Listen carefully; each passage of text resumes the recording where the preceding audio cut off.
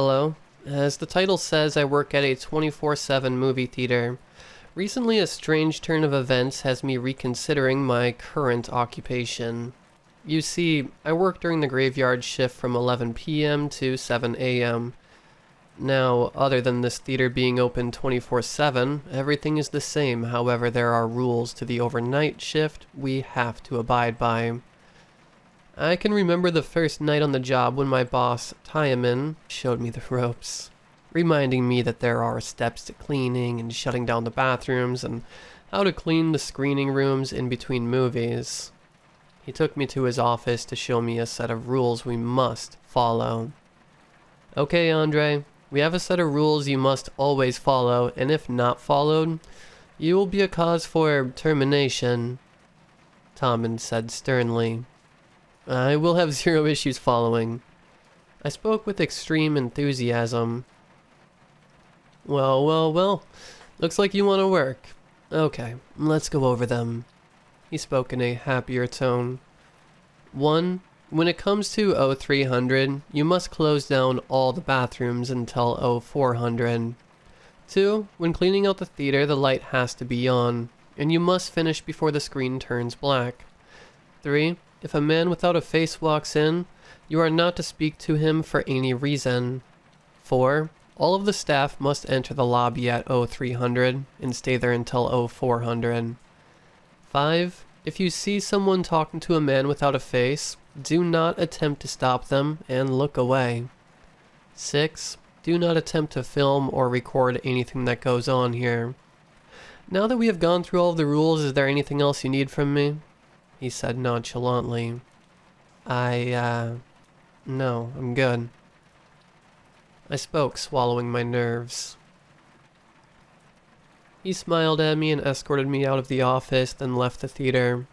I instantly got to work cleaning the front room while a person named Cynthia taught me the ropes. She was a very nice girl and has been there for years. Hey, it's almost 3 a.m. and we need to close the bathroom and then head to the lobby. Let me show you how. She seemed maybe a little bit nervous as she said this. I followed closely behind as we walked towards the bathrooms.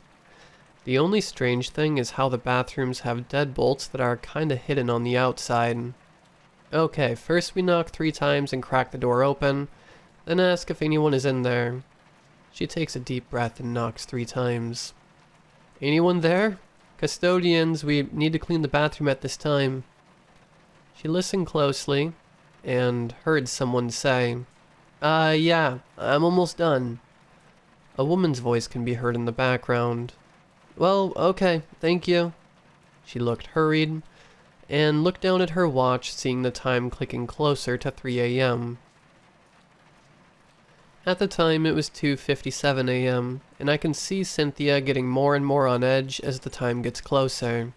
Shit. It's 1 minute until 3 a.m. and she hasn't finished. We need to lock the door now. Right when she reaches for the hidden deadbolt, the woman came out and says sorry, then walks to the theater down to the right. Cynthia quickly locks the door and breaks out a sigh of relief. Thank God she got out of there. It was then we heard a scream in the bathroom. Another woman was in there still. Yo, we gotta help her. I shouted as I reached for the deadbolt, but I was abruptly stopped by Cynthia, who grabbed my hand and pushed me away. Hey, what the fuck are you? I exclaimed until I was cut off.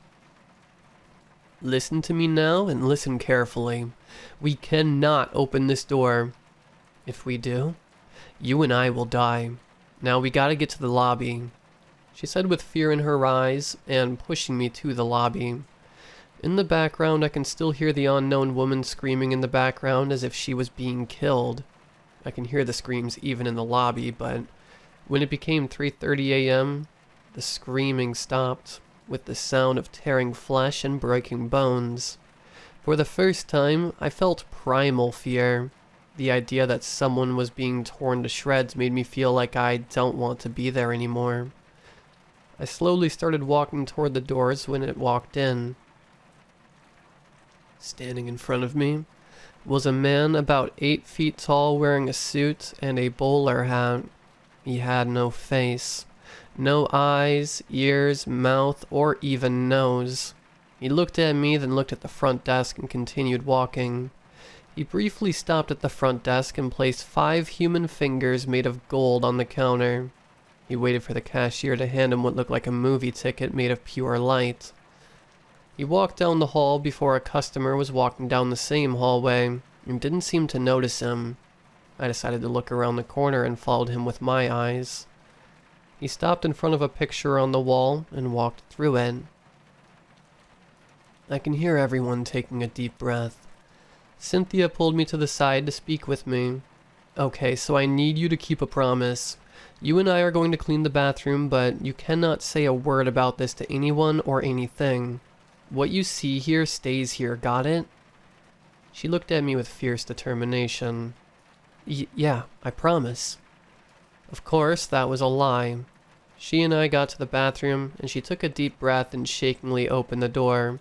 As the door swung open, the smell hit me like a ton of bricks. The smell of rusty iron filled the air, and I can taste the blood as it pooled in the back of my throat. I was gagging before Cynthia handed me a filter mask, which seemed to solve the problem. We went inside with a pair of buckets and mops. The horror I saw was nigh unspeakable. Blood and viscera covered the walls with bits and pieces of flesh hanging from the ceiling. The blood on the floor was draining into the drain on the floor. I held back my vomit as we mopped up the remains of this person. This almost took 2 hours. Cynthia tried to tell me jokes to break the ice and get the mind that I was cleaning someone off the floor. I don't remember much during it as I was disassociating hard, maybe to distance myself from the messed up situation. We were about done when something walked out of the stall. A tall woman with white eyes and an unnaturally large smile. She looked at me and Cynthia while smiling. I can see blood on her mouth and her teeth were very sharp looking. She bent down toward me slowly. While she was doing so, I can hear her bones creaking and popping in and out of place. This woman, this thing spoke to me. Oh, honey, I'm sorry for all of this mess. Hope you have a wonderful night now. She laughed a little. As she was walking out, she had to crouch low to clear the doorway. I never saw her after this. Cynthia looked at me in shock, and I can see the sweat bead down her forehead. You are so lucky she didn't kill you. She blurted out in relief. What? What do you mean? I blurted out in surprise. She's one of the regulars. A set of beings who never speak to us and are extremely dangerous. Only people who they speak to, or who speak to them, they kill and devour on the spot. The reason we lock the doors is to keep anyone from speaking to her, as she always appears here at 3 a.m. For some reason, she didn't want to eat you. I was in shock and couldn't speak. I almost died. Why was I ignored? These things rang through my head and I lost track of time, and before I knew it, Cynthia was snapping at my face. Hey newbie, you there? She sounded upset. Yeah, what happened? I asked. Not much. You decided to black out, but I got the rest cleaned up. I understand this job pays well, but there is some messed up stuff that goes down here. She laughed a little as she wrung the mop out, and a flood of crimson liquid poured into the bucket. Cynthia and I started to walk down to the first theater on the left and waited for the customers to leave. They were watching the new Marvel movie, and I can hear the ending credits roll. Surprisingly, no one stayed for the inevitable end credit scene, but I wasn't going to question it. We walked in and we tried to clean up as fast as possible. It was almost 5 minutes when the screen went black, and we can hear the film slowly shutting off. The sound of the lights shutting off one by one echoed through the theater. Run! Get out! Cynthia screamed in fear and sprinted past me. I didn't question and just ran. All of a sudden, she tripped and started to cry and scream. No, no, no, I don't want to die. It was then I saw a tall, pale humanoid being crawl out of the screen. This figure bolted down toward Cynthia, knocking me down in the process. I can see this thing crawling over her body. It quickly covered her mouth with some of its flesh. I saw it slowly start to meld with Cynthia. It pressed its body against Cynthia slowly, absorbing her. The pain and fear in her eyes showed how much she was terrified. I couldn't move. It was as if my flight or fight response was completely broken and my body was unsure what to do. All of Cynthia was inside of this thing. It then twitched its head toward me and slowly moved toward me. It stopped in front of me, staring at my eyes. It felt like a century passed while we locked eyes. It then looked toward the film screen and started to crawl back into it as the lights began to flicker on. It was only but a few minutes later when I can hear customers mindlessly shamble into the theater. It was only 30 minutes before I can clock out. I decided to go to the bathroom and sit on the toilet to take a breath. I didn't know how to process these things, and in no time, I heard the phone buzzing at the time. It was finally 7 a.m. Time to leave. I ran to the clock to sign out. I had never been so relieved to go home, and before I can leave, the front door Timon walked in and stopped me. "Ah, how was your first night? Where's Cynthia?" he asked. She's gone. She was attacked by the thing on the movie screen." Looking back, this is all I could say. This was a nightmare, but oddly enough, he looked at me seriously and said, That's not good.